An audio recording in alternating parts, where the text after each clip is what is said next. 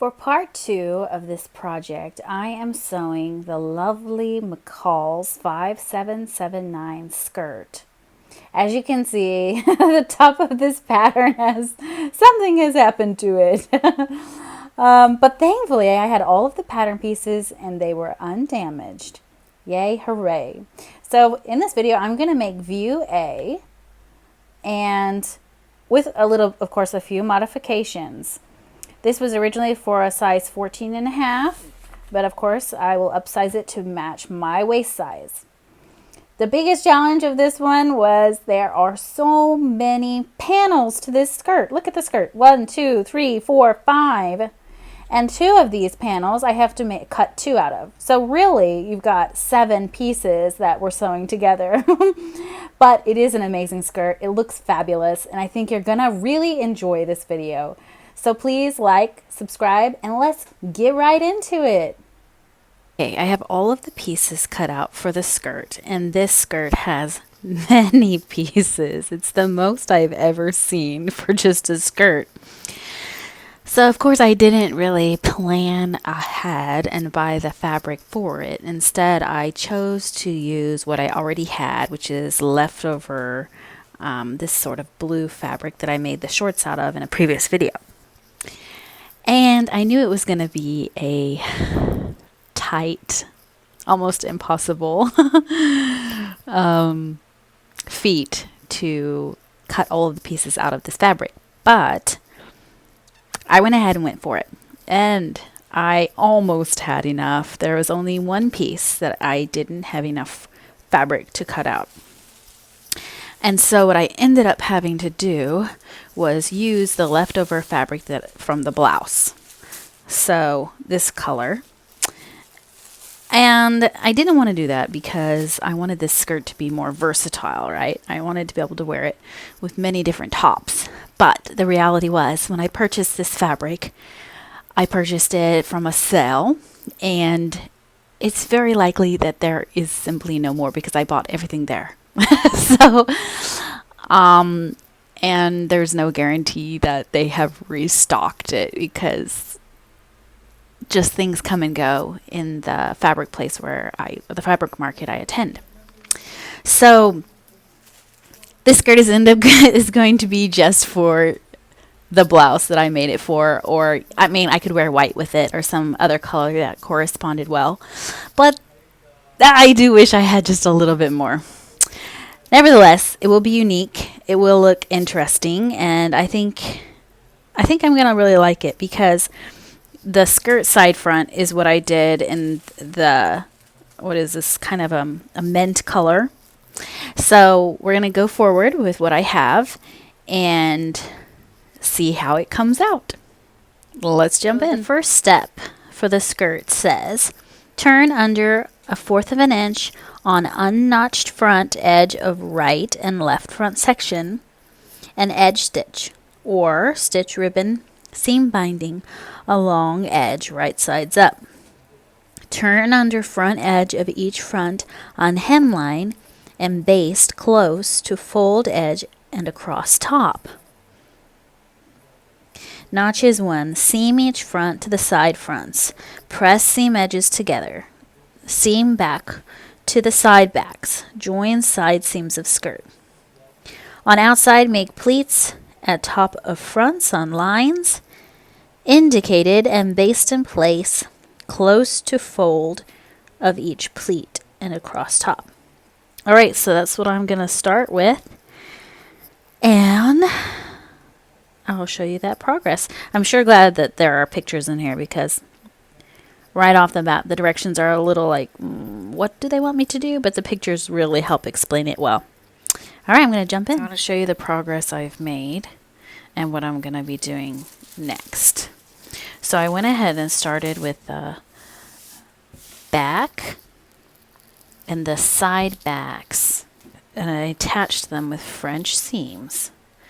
Now I'm going to be putting the side front, one side front over here and one side front over here, just like the picture in the instructions. Okay, so now that I have the side front panels sewn in place with French seams, I'm going to go ahead and do the pleats for the right and left front panels.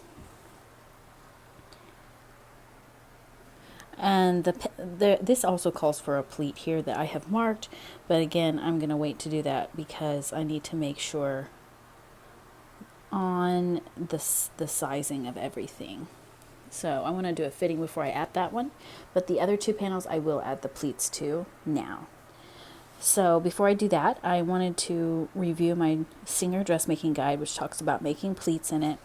So I did that, and I will link a video below about that I did reviewing this Singer dressmaking guide, so you can see that in case you missed it. But it has all of the sewing tips and information in it. So I just reviewed that about pleats. Now I'm going to go ahead and add the pleats to the left and right front panels, and I'll show you that process. Now, since I have added this edge here, using this as my edge of the fabric instead of right here, I needed to move the pleat over accordingly. Basically, I measured the distance from here to here and adjusted it accordingly. So this became my seam line, and then I made the box pleat the same length as it is on the pattern, just shifting it over a bit.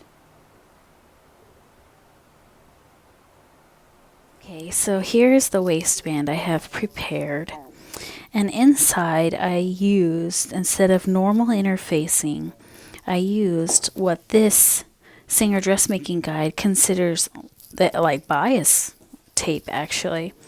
So basically I made my interfacing from a stiff fabric that I already had, rather than using the iron-on method. And I basted it in. You can see here the basting stitches. The rest are hidden, and these ones I can easily rip out. And then I'm just going to attach this to the skirt and sew it on, and it should have nice stiff and sturdiness, and it should work well. Apparently this is how people used to do it back in the 1940s. So alright, I'm going to put it on the skirt and sew it on. I have the last of the panels attached, and I have added 2 clasps and then a button just for detail. So the button isn't actually functional, it's just to add an extra detail, because I didn't want to put a buttonhole.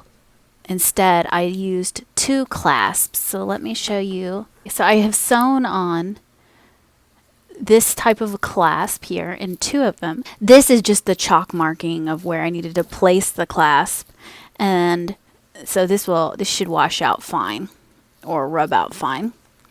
And then on the outside I did this large button that I had, which was mother of pearl. You can see it's slightly chipped here on the edge, but still I thought it would make a nice detail, and it doesn't fit in my buttonhole machine anyway.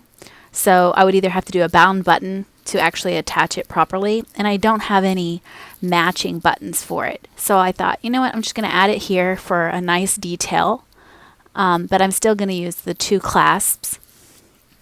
So this is kind of like a Haida skirt, right? It's designed to wear shorts underneath that you can remove at any time.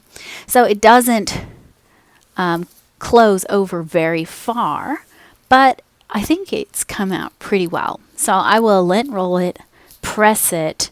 Also, I need to hem the bottom. And then this skirt is finished, and I will be pairing it with the top that I made. And then this outfit will be finished. Okay.